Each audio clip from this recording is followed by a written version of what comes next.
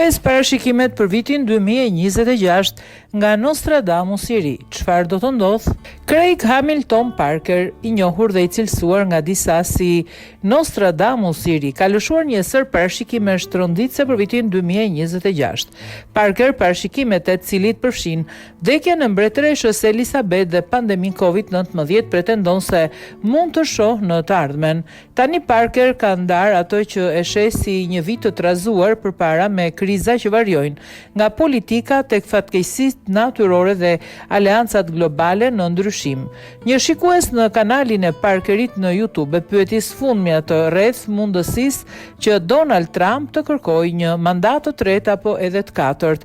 Parker, i cili e parashikoi këtë për herë të parë gjatë mandatit të dytë të Trump, paralajmëroi se zgjedhjet e ardhshme në Shtetet e Bashkuara të Amerikës mund të përkojnë me kriza globale që mund t'i bëjnë të pamundura proceset standarde kushtetuese. Për të përsëritur ato që thash në atë kohë, ndjeva se do të kishte një konflikt të madh global, ndoshta duke përfshirë Tajvanin, duke parë tani mund të jetë çdo konflikt global. E di që shumë njerëz e kanë kritikuar këtë, duke thënë se nuk mund të kesh një mandat të tretë sepse është shkruar në kushtetut. Por kush e di? Gjërat kanë ndryshuar kaq shumë në botë, shtoi ai.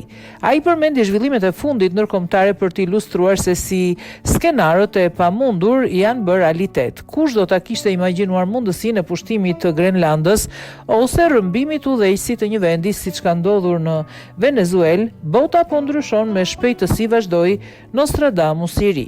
Parker parashikon se fuqitë e emergjencës mund të aktivizohen në vitin 2026, duke i lejuar potencialisht Trumpit të qëndrojë në detyrë nëse situata globale konsiderohet shumë e rrezikshme për zgjedhje standarde.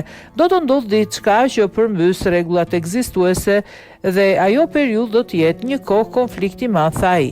Parker paralajmëroi gjithashtu për një re gazi potencialisht katastrofike mbi Japoninë në vitin 2026, një parashikim që ai e regjistroi për herë të parë në librin e tij të vitit 2015, Mesazhe nga universi. Leximet e mia më sugjeruan që ta paralajmëroja botën për një vend që po mbuloi plotësisht nga një re gazi, shpjegoi ai.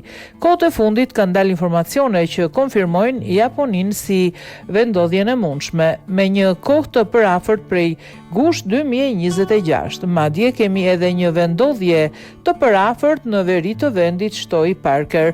Ai thotë se po ndan këtë për të inkurajuar njerëzit të luten dhe të mendojnë pozitivisht. Ai ngriti gjithashtu mundësi që katastrofa mund përkeqësohej qëllimisht. A mund të përdore diçka si një bombë për të intensifikuar një regazi ose aktivitet vulkanik? Kjo do të sugjeronte një formë të fshehtë sulmi, sipas Parker. Duke përkeqësuar rrezikun, ai paralajmëron për një sulm kibernetik.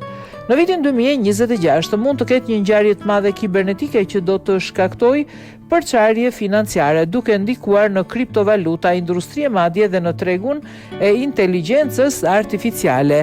Ari mund të rritet dhe pastaj të bjerë. Duhet të jemi të kujdesshëm. Duke u referuar lindjes së mesme, Parker foli për parashikimet e tij të kahershme në lidhje me Iranin. Ai kishte parashikuar më parë një sulm të dytë. Unë besoj se kjo do të ndodhë në mars të vitit 2026, tha ai.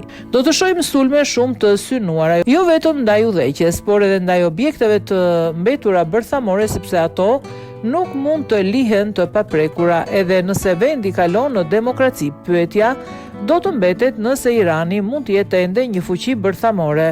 Revolucionet nuk çojnë gjithmonë rezultatet që njerëzit shpresojnë. Ndonjëherë regjimet më të këqija marrin kontrollin. Nuk po them se kjo do të ndodhë, por është një rrezik, ka parashikuar ai. Gjithashtu, ai përshkroi një fushat të shpejtë dhe të përqendruar duke përfshirë sulme të mundshme në Yemen. Do të përshkallëzohen shpejt, pastaj do të ndalet një goditje papritur. Nuk ndjej trupa në terren, përkundrazi sulme ajrore dhe veprime të shpejta, tha ai.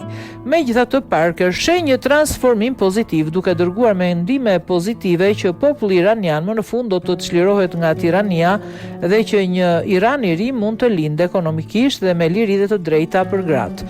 Kjo ardhme do të vi, po ka sfida përpara. Pyetjet rreth armës së Grenlandës, veçanërisht nëse ajo ajo mund bëhet pjesë e Shteteve të Bashkuara të Amerikës, i kanë shqetësuar gjithashtu ndjekësit e tij. Ai beson se situata ka të bëjë kryesisht me burimet, jo me pushtimin ushtarak. Reagimi im i parë ishte se kjo ka pak të bëjë me ushtrinë dhe pse Grenlanda është strategjikisht e rëndësishme, shtoi ai. Në të vërtetë ka të bëjë me pasuritë të paluajtshme, rezerva nafte dhe më e rëndësishmja metale të rralla të tokës. Zhvillimi dhe përpunimi i këtyre burimeve është i vështirë, gjë që i bën burimet e reja jashtëzakonisht të vlefshme, shtoi Parker. Ai parashikon se interesat e Shteteve të Bashkuara të Amerikës në fund të fundit do të sigurojnë marrëveshje ekonomike në vend që të nisin një pushtim. Kjo duket më shumë si presion dhe pozim që do të kulmoj në një marrëveshje të madhe ekonomike. Do të arrihet një marrëveshje që potencialisht përfshin pagesa shumë të mëdha të lidhura me burimet e Grenlandës, sipas Parker.